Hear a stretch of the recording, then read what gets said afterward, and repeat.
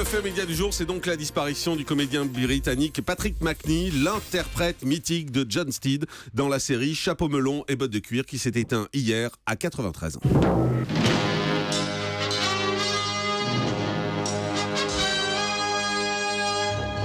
Alors c'est vrai que c'était un sacré personnage.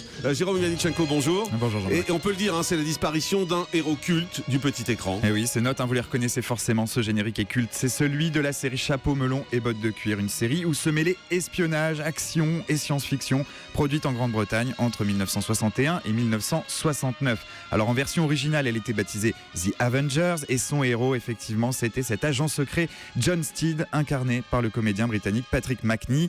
Patrick Macnee qui s'est donc éteint hier dans sa résidence californienne de Rancho Mirage. Il était âgé de 93 ans et selon un communiqué publié hier sur le site internet officiel du comédien, il est mort de cause naturelle, entouré de sa famille. Patrick Macnee était né à Londres en 1922. Il s'était installé définitivement aux États-Unis dans les années 1970.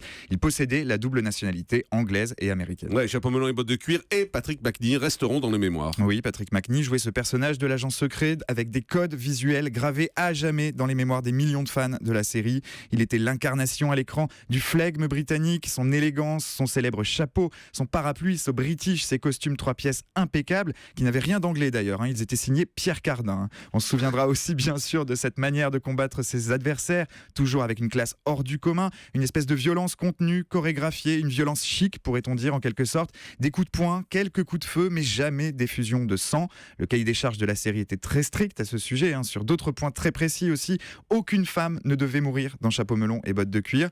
Aux côtés de Patrick Macnee, on retrouvait la fameuse Emma Peel, incarnée par Diana Rigg, remplacée ensuite par le personnage de Tara King, joué par Linda Thorson, des héroïnes indépendantes, intrépides, qui avaient du cran, qui étaient libres, en phase avec les préoccupations des femmes anglaises dans le swinging London. En France, c'est sur la 2e chaîne de l'ORTF qu'a débuté la diffusion de la série dès 1967.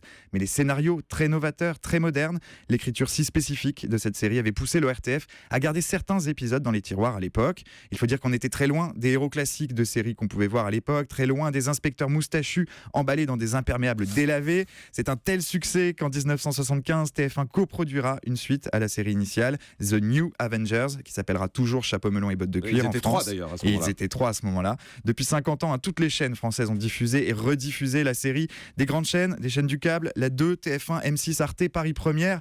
Une longévité qui a marqué les mémoires, toutes générations confondues. Elle est là, la clé du succès. Elle est aussi dans cette voix française, celle de Jean Berger, pleine de chaleur et de malice. Oui, mais Patrick Macnee, ce n'était pas seulement Chapeau melon et bottes de cuir, même si on a tendance à résumer sa carrière à ça. Ah oui, bien sûr, Patrick Macnee s'était rendu célèbre à travers ce rôle, mais on l'avait également vu dans d'autres séries, dans Magnum ou dans Pour l'amour du risque. Au cinéma, il avait notamment joué dans un James Bond, Dangereusement Vôtre, en 1985.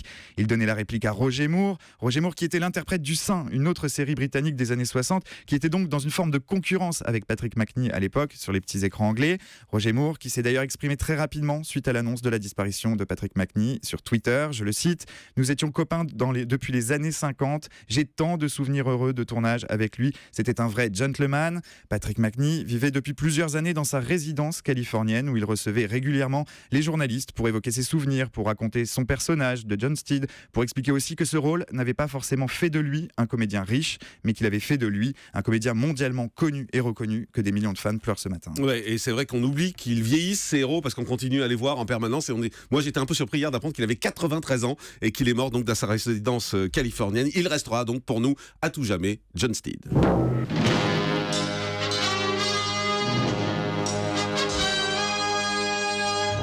Il y en a eu des belles filles en plus qui étaient avec lui à chaque fois. Ça changeait un peu le personnage. C'était vraiment un beau souvenir. Merci beaucoup, Jérôme Ivanichenko.